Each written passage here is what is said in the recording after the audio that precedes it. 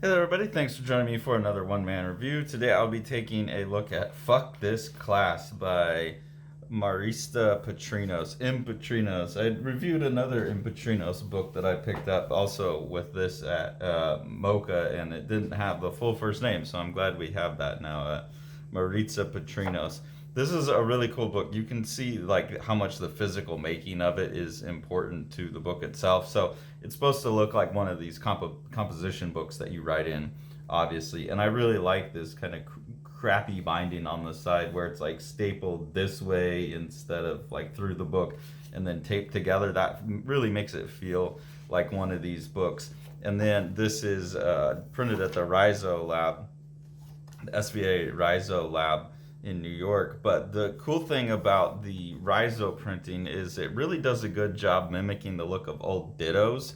If you're old enough like me that you remember getting those, like all your math sheets were dittos, and the way that worked is you take like a piece of paper and put it in the ditto machine, and that piece of paper kind of worked like the plate that it would print from. And in my experience, it was always this kind of weird blue ink. I remember my mom making those, and all of our homework was always dittos. So this kind of feels like that ditto paper that you would see in old school stuff, library books, all that stuff looked like it was printed with ditto paper, all funny like this. And the Rhizo really looks like that. And kind of from my understanding of the Rhizo, it seems like that's kind of how they work. I don't know. I still need to I need to go to the Rhizo lab or something and learn how to do it and mess with it. But it seems like it's a more advanced version of Ditto machines, so it makes sense for this. And then all throughout, kind of having just this recreation of this lined paper. The only problem with having this done with the risograph is it's not a solid line like you would get. It's a little speckly, but that's just because I have laser eyes about that kind of stuff.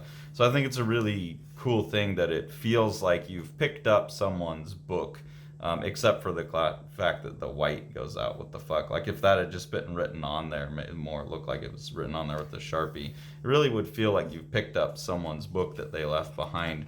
And then Maritza does a good job throughout, like becoming like some of it feels like this actually could have been done during class.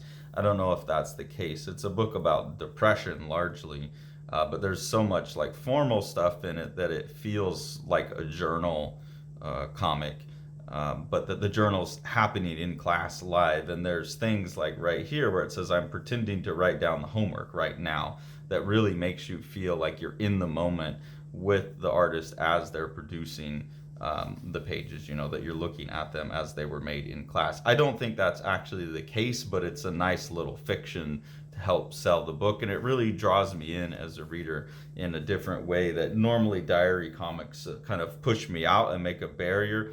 I did enough of my own like doodling during class. I always found that I listened better. I couldn't have written and made a comic in class, but I was always doodling all throughout undergrad, degree in philosophy without ever taking a note, because I found that I was actually a much better listener if I drew rather than writing, because writing wasn't, trying to take notes was engaging my language brain, and by letting my visual brain cut loose and have fun, I would stay more engaged than I would actually listen and absorb the material. So having spent a lot of time in class drawing myself, it really puts me in that experience. Like I said, I don't know that I could have done a comic. I probably would have.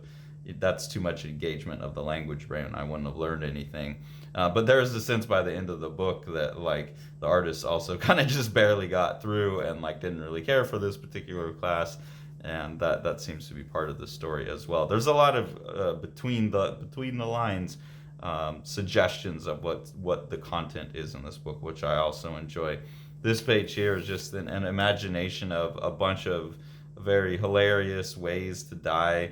So pretending to play Santa at the elephant house for a Christmas party, bobbing for plugged-in toasters, eating Mentos and drinking Diet Coke. I particularly like the bringing a magnifying glass into the hay maze in the middle of August.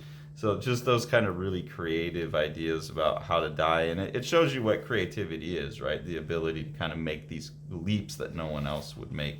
So that's really fun, and it shows a creative person kind of going out of their mind, stuck in class with all this extra energy, and that's leading them to be depressed. Here's another really good kind of meta moment that makes you feel more engaged. So here she's kind of checking out a guy that she likes in the class, and answers a question, trying to, like, he's asking, are we going to gain or lose an hour this weekend, and like to get his attention answers the question, and then there's an edit here that says, oh, I went back later and checked, and like I messed up.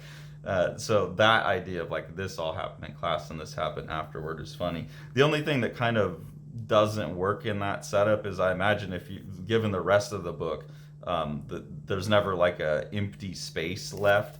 So if there had been some more where like, oh, the story that I'm telling in class just so happens to end here, I think it would have sold that moment more, because when you have like, oh, everything else is filled up, the idea that there would have just happened to be an empty space that an edit could have get put into later just doesn't, it just didn't sell it for me as much. So there becomes a bit of an like unreliable narrator thing in here too, on the lie that these were actually happening in class. And then you get even more meta when one of the professors asks a question and the artist consults her notes, and you see the notebook with inside of the notebook, and that the same thing is all this is more like what my notebooks would have looked like, just kind of random doodles all over. So again, undercuts the idea that this is actually what was going on in the notebooks. So I enjoy that you have this really fun lie going on, but kind of these undercuttings and subversions of it, because as the story goes on, I'll give away the book because I think it's really interesting. As the story goes on, then you can see that the notebook starts to fall apart. Like the lines get wobbly on the edge here, the red line starts to get wobbly, all of the blue lines start to tilt, and then they eventually, like on across this double page here, like suck the artist in, and you get this kind of mystical revelation, abstract moment here, and then you go back to being at the end of school and basically drinking to get through it. So that like undermining of the reality of this is a good setup for when this happens, where it's like, no, not all of this actually happened in my notebook, but it creates the lie created the engagement for me, which normally I don't get in diary comics. So I think the whole thing's like really smart, has a lot of fun meta stuff. It uses the meta stuff to suck me into someone else's point of view, which is often hard to sell. And I think that's really great. I think it's a really smart book all the way through. And then again, just love this multiplication table, conversion table. I think a lot of artists would have been tempted to go do jokey stuff in here, or like manipulate these elements to contribute to the story or some other like content to read. But it's not at all. It's very straightforward conversion tables and grammar rules and stuff. So that kind of authenticity of one of these composition books really comes through and helps sell the lie as well. And in that actually provides more content rather than less. I think a lot of artists make the mistake of feeling like they need to fill in like the Chris Ware thing, like everything, or Dan Clowes, like everything is this handcrafted like fake ad, and this actually lends a bit more reality and authenticity to it, to me, so it helps sell the point. So I think this is a really smart project, very different than the book Distance, the other one that I reviewed by this same artist. So this is someone I'm really curious about, and we'll be following what they do. Very sensitive to materials and a very like competent storyteller in the two different modes that I've seen so far, and developing as a cartoonist as well. The cartooning is, I think, better in Distance. This has that crude look of just going straight to it. So a really, really interesting artist who seems to be really pushing the medium, and I hope someone that continues to make comics and continues to get the support needed to make comics, because I think this could all go somewhere really interesting. So yeah, if you can get a hold of these, please do. If you enjoy what we're doing here on the channel and would like to support us, there's two ways to do that. The first one is through our Patreon. We have two different tiers of kind of pledge that you can do there. We appreciate that because that just helps us buy the books that we review, and so we just try and take that money, buy some books, and put the money back into other creators and publishers' pockets, and then keep you in a stream of cool stuff like this that you can hunt down and check out. If you want to support Living the Line itself, the best thing to do is to support what Sean's doing with the Living the Line publishing. So we'll go ahead and take a look at one of the books that you can purchase now. Solid New Yellow, Path of the Shades by Clarence Doss is a really cool ongoing project that Living the Line will be producing. Clarence is a PhD student from Fiji who's studying the myths of Fiji for his doctoral thesis.